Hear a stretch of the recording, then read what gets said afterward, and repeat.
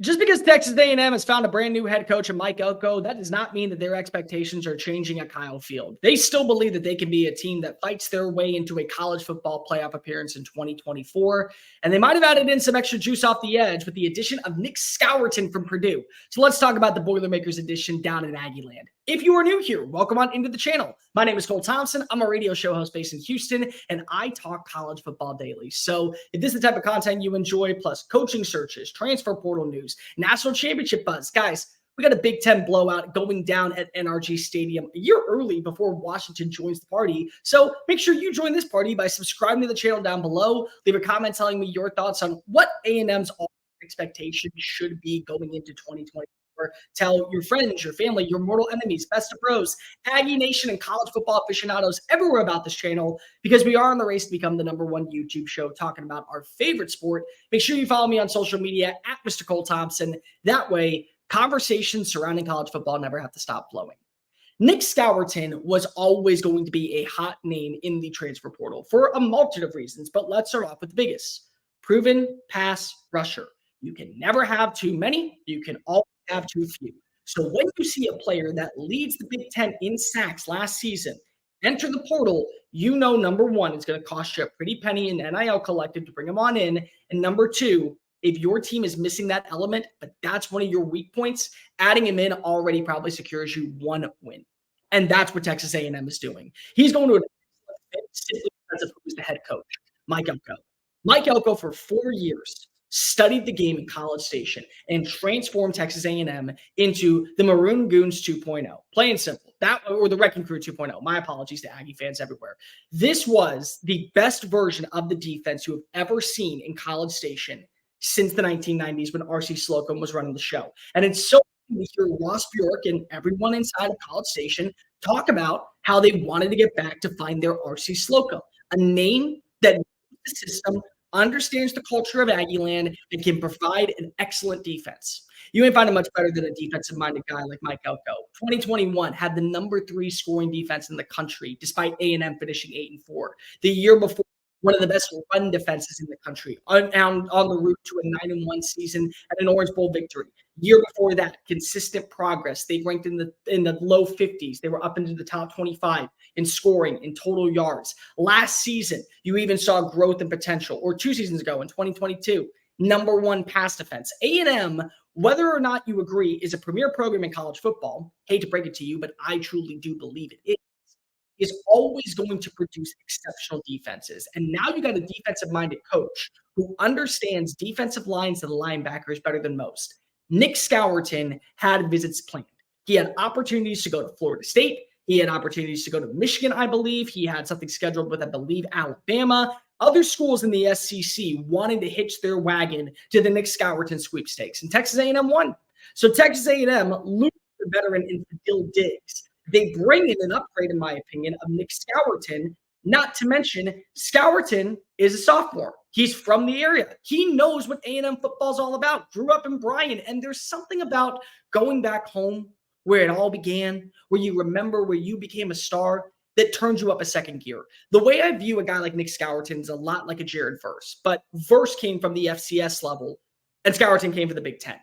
The second that you saw Jared Verse enter the portal, and if you ask any coach about it, I've talked to several in the ACC, they've mentioned the second that we saw him in there, we had to make a phone call because we knew immediately after playing him, because there were several teams that got to face off against the Great Danes in 2018 and 2019. The second we saw him, we knew he was going to be the hottest name. And if we didn't go out of our way to begin the process, as soon as he touched in the portal, we were out of the running.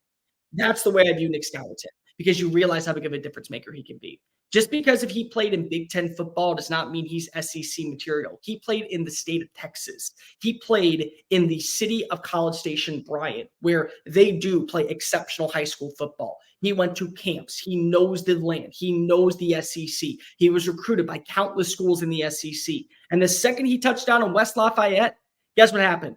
Immediately boomed. And there's something about a school like Purdue that just turns out pass rushers every once in a blue moon. Ryan Kerrigan a few years ago, last year or 2 seasons ago, you had George Karlaftis, now Nic Scourton, and he's consistent. In 2 seasons with the Boilermakers, 12 sacks, 18 tackles for losses, 2 forced fumbles, 48 total tackles, 3 pass deflections. Guy can do it all. He can play linebacker. He can play off the edge. He can be a blitzer. He can do everything for you. And so now you're fortifying your roster in a season where you do believe that even with what you are losing in the portal, with guys like Evan Stewart and guys such as Jake Johnson and potentially Max Johnson as a viable backup, or what potentially you're also seeing leave in the NFL draft with Anais Smith or McKinley Jackson or Edgerrin Cooper. You go in and you're adding in these pieces that are at least going to fortify your roster. And your recruiting class was 2022, but it was at least a move in the right direction. And Elko talked about this at his press conference. We wanted to add in quality over quantity. Case in point, what he's really doing is saying, we're going to rig the transfer portal and we're going to take as many players as possible. That way our roster has a veteran feel going into 2024. Scourton is the first piece of, I would say, a slew of players that is coming to College Station in the not so distant future. So for A&M, does this change your persona? In a sense, yes. And in another sense, let's pump the brakes. You still have to go face off against Texas. That's still a game that's going to be on the radar.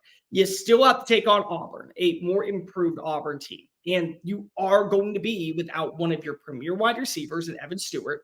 And you are going to be without several up-and-comers or pieces that have been critical to your success, like Diggs, like Cooper, like Jackson, like Isaiah Rakes, and Walter Nolan. But I do think 9-3 is plausible. I think 10-2, if you get the best version of A&M, is plausible. I do believe that if Scourton comes back for 2025, what you will be able to link the recruiting process, because let's get this out of the way, people. Mike Elko is a wizard when it comes to selling a program. He doesn't have that slick oil salesman like Jimbo Fisher, but he's got that honest, modest type of feel to where you trust him like a good, cool uncle. That version, you get him in the building, he's going to get you a top 10 recruiting class. So you build off all of that going into 2024.